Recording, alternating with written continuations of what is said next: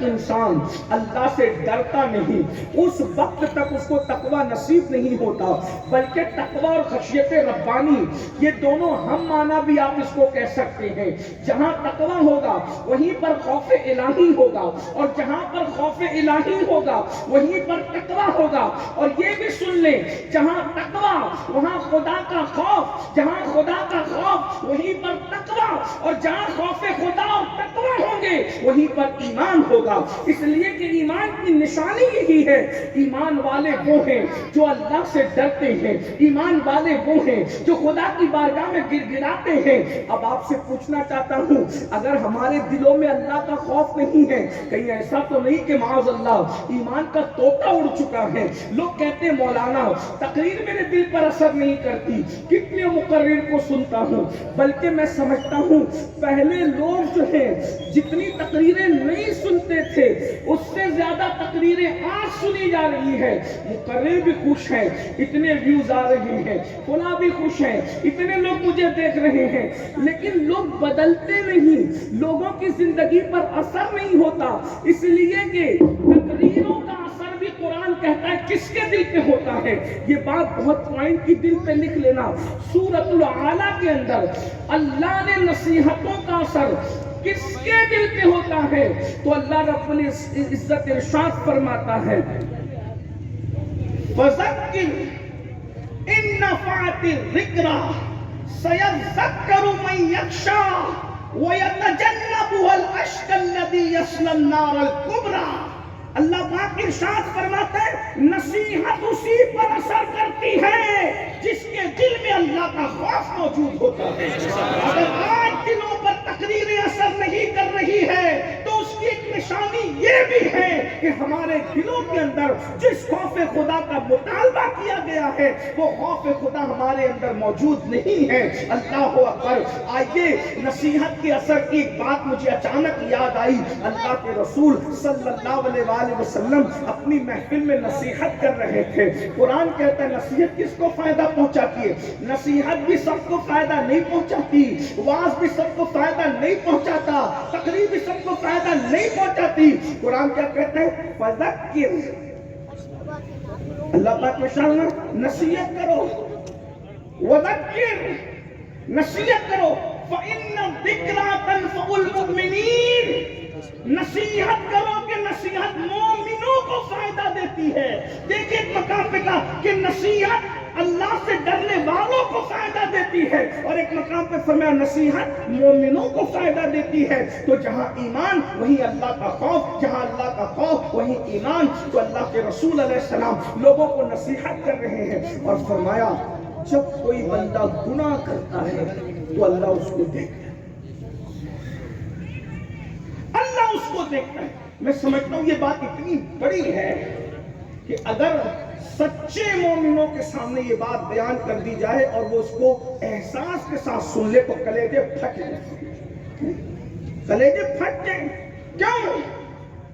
اپنے عنوان کی طرف جلد آؤں گا، لیکن غور فرمائیں، جب انسان زنا کرتا ہے تو دائیں بائیں دیکھتا ہے، جب انسان جوا کھیلتا ہے تو دائیں بائیں دیکھتا ہے، حتیٰ کہ اگر بیوی کا میسج بھی پڑتا ہے تو وہ دائیں بائیں دیکھتے۔ بیوی کی بات کر رہا ہوں، ابھی جو لوگ ناجائز اور حرام رشتوں میں ڈوبے ہیں ان کا تو تذکرہ ہی نہیں ہے۔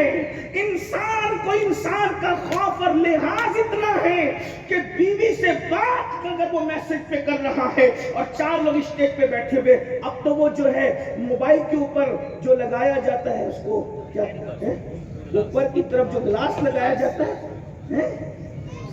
اسکرین جو لگایا جاتا ہے تاکہ دائیں بائیں کو دیکھنے والے کو نظر نہ آئے، یہی ہے نا کہ معاملہ ہمارا محفوظ رہے۔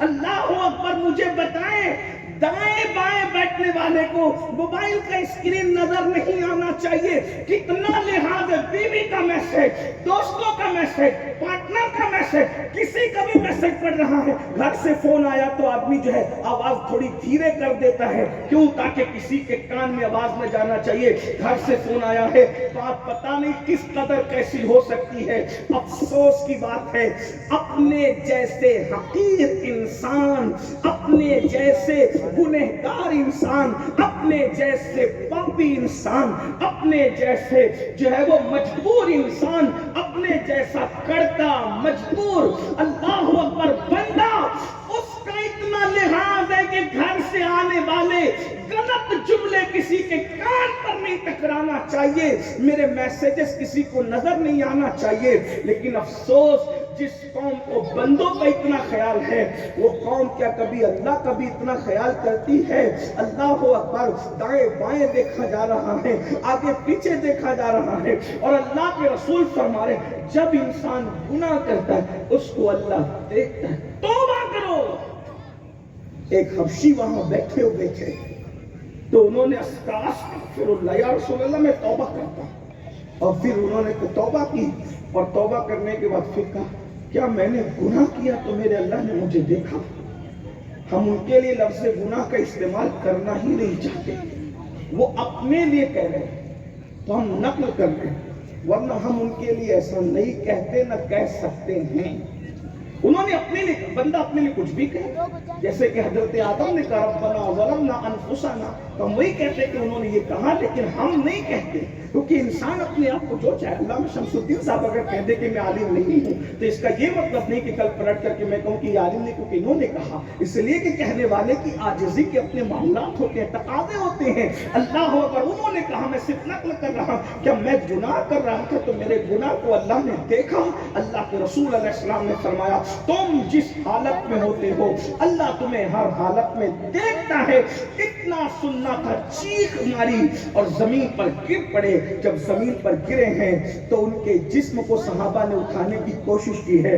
अल्लाह के रसूल अलैहिस्सलाम ने फरमाया, खौफे खुदा ने इसकी जान ली है, अगर रूए जमीन पर किसी जन्नती की ज़ियारत करना है तो इस हबशी का दीदार कर लो। खौफे खुदा की वजह से इसकी जान निकल गई है। मेरे प्यारे आका सल्लल्लाहु अलैहि वसल्लम के प्यारे दीवानों, हर इबादत की असास तकवा है, और तकवे की असास अल्लाह का खौफ है। अब इसी पर बात में जो है एंड की तरफ ले जाते हुए अर्ज़ करना चाहता हूँ, हम जो कुछ करते हैं वो मुनइम भी है और वो मुंतकिम भी है।